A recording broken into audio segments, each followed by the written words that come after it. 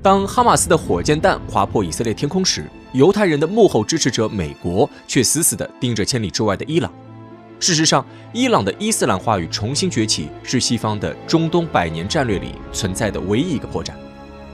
在过去与未来的很长时间当中，伊朗都是唯一一个有机会整合中东的国家。3年前的苏莱曼尼之死，实际上是宣告西方秩序开始解体的丧钟。想了解西方殖民者在过去如何制定中东秩序，我们的今天的故事还要从一位英国学者开始讲起。今天的很多人完全没有意识到中东地区对于一个世界级霸权究竟有多么大的重要性。简单来说，一个真正的世界级强权，如果不是来自于中东地区，那么必然要将自己的影响力辐射到中东。而第一个认识到这个问题的人，就是英国地缘政治学家麦德金。此人在英国皇家地理学会任职期间，发表了自己的世界岛理论。在他看来，亚非欧3大洲构成的世界岛是整个世界的主体，而谁控制了世界岛的心脏部分，谁就将成为世界的主宰。如果想获得世界霸权，对于陆权国家而言，所要做的就是直接统治世界岛的心脏部分；而对于游离于世界岛之外的海权国家而言，所要做的则是阻止任何陆权国家试图控制这片心脏地带。而在麦德金的理论中，世界岛的中心地带正是包括伊朗高原与埃及的中东地区。麦德金发表这个观点的时间是1902年，在当时，奥斯曼帝国依然统治着大半个中东。虽然在过去的100年中，奥斯曼已沦为西亚病夫，可是，在更早的几个世纪之前，强盛的奥斯曼甚至曾经攻到维也纳城下，威胁到欧洲世界的核心地带。西方人认为奥斯曼的孱弱只是因为制度的落后。假如奥斯曼帝国能成功进行现代化改革，那么当初对欧洲的巨大威胁将会再次出现。因此，在他们接受了世界岛理论之后，如何彻底拆解奥斯曼帝国，并消灭任何能统一中东的潜在政权，就成了西方殖民者心中的头等大事。20世纪初，最接近世界霸权的国家是如日中天的英国。为了避免中东地区的强国重新崛起，英国人的行动十分迅速。为了找到肢解奥斯曼的理由，在第一次大战爆发之后，英国人有意冒犯这个与其关系良好的国家。他们通过强行扣押奥斯曼从英国订购的战舰，并在私下对奥斯曼统治者进行羞辱性发言，成功逼迫奥斯曼苏丹加入协约国阵营，并向英国宣战。奥斯曼苏丹的决定正中英国人下怀。英国人在赢下了一战之后，对奥斯曼下达了比德国还要严苛的肢解要求。虽然新生的土耳其试图挣扎，然而胳膊拧不过大腿，最终除了安纳托利亚半岛之外的大半个中东地区都从奥斯曼领土变为了英法两国的托管地。西方试图获得中东的目的，并非为了直接统治这片区域，而是通过奠定这片区域的秩序，避免任何一个陆地国家完全控制此处。基于这种思考，西方人利用中东的伊斯兰教传统，设计出了一套极其精妙的制度。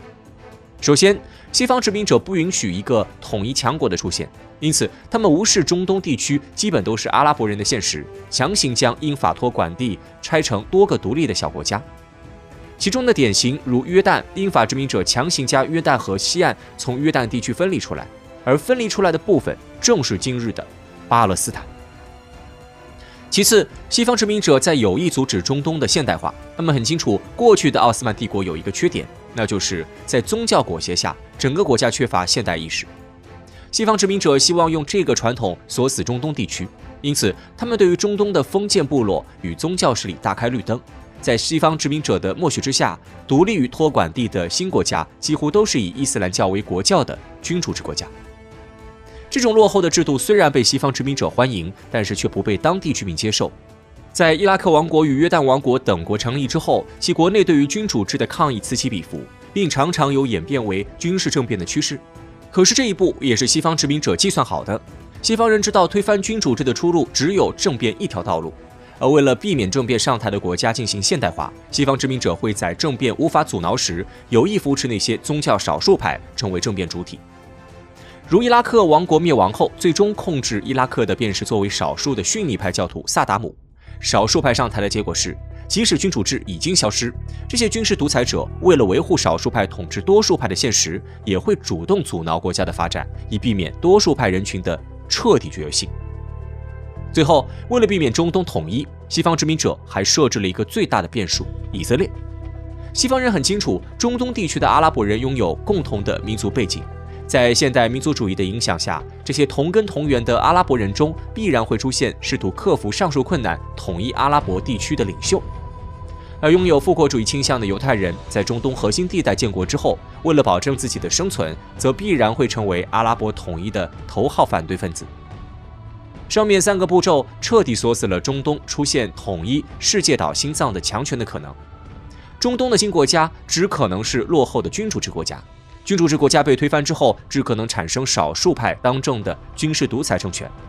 即使军事独裁政权下定决心冒风险走上现代化道路，以色列也会作为西方世界的监控探头，主动消灭任何一个中东地区的潜在霸权。西方殖民者的这一套系统精妙且有效，在这套系统的平稳运作之下，奥斯曼解体后的中东彻底沦为了大国争霸的棋盘。在英国人设计中东秩序的时候，存在一个唯一的破绽，那就是他们无法完全控制中东地区最西边的伊朗。几个世纪以来，同奥斯曼关系恶劣的伊朗王国统治着整个伊朗高原。英国人无法控制这个国家，意味着他们在将阿拉伯拆个稀碎的同时，伊朗人存在捡漏的可能。为了防止伊朗的西进，英国人自20世纪初就试图征服伊朗。他们先是通过英伊石油公司掌控了伊朗境内的石油，又在2战中借口伊朗对德国有潜在支持，直接入侵了这个宣称中立的国家。然而英国人还是来晚了一步。苏联在恢复元气之后，重启了俄罗斯帝国时代的前往印度洋战略，而印度洋沿岸的伊朗就成了苏联无法放弃的目标。在苏联人的坚持之下，英国无论如何也找不到全取伊朗的方式。最终，英美苏3国在2战后期协商，3国在战后从伊朗撤军，同时保证伊朗的领土完整，伊朗将成为一个由王室统治的国家。西方与苏联选择同退一步的最终结果，就是伊朗继续以一个完全独立国家身份而存在。这种独立对于伊朗而言是一件好事，可是对于统治伊朗的国王政府来说，却未必如此。对于国王政府而言，独立地位意味着其背后缺乏大国的坚定支持，因此一旦国内滋生抗议与政变，国王需要独自面对可能出现的政权更迭。可是如果想保持伊朗国内的稳定，国王又很难选择违背自身阶级利益的现代化。2战结束之后，伊朗国王巴列维回忆起被英美苏3国入侵的往事，认为只有进行现代化才能避免强国再次入侵伊朗。最终他选择冒着倒台的风险，在伊朗进行现代化改革，而巴列维的改革也将他自己引导向了既定的命运。1979年，伊朗爆发伊斯兰革命，保守派赶走了国王，并试图建立一个更加伊斯兰化的国家。国外势力的缺席令各大国都没有能力阻止这一场民心所向的革命，而伊朗伊斯兰共和国的成立实际上已经实现了对于西方中东秩序的突围。在西方设定的中东秩序中，最根本性的要求就是中东不能出现完整的现代化国家。为了保证这一点，西方设置的第一重枷锁是抵制现代化的君主制政府，第2重枷锁则是维稳大于发展的少数派政权。然而1979年成立的伊朗伊斯兰本身就是王国政府倒台的结果，同时霍梅尼代表的伊朗什叶派又是伊朗这个成分单一的国家当中最大的多数派。更加尴尬的情况还在后面，在西方的设想里，前2步都失效时，以色列将会成为阻碍中东强国崛起的最后一个障碍。可是以色列在伊朗问题上是失效的，整个中东区域中，伊朗几乎是距离以色列最远的国家，同时伊朗的主体民族也不是同以色列有直接冲突的阿拉伯人。因此，即使以色列在感情上愿意充当西方冲击伊朗的马前卒，在实际执行层面，以色列人也缺乏攻击伊朗的手段与条件。在伊朗伊斯兰共和国成立之后，以色列曾经多次挑起对于伊朗的袭击，虽然这已经是以色列能够做到的极限，但是这些小手段不仅无法伤害到伊朗，反而激起了伊朗内部的团结。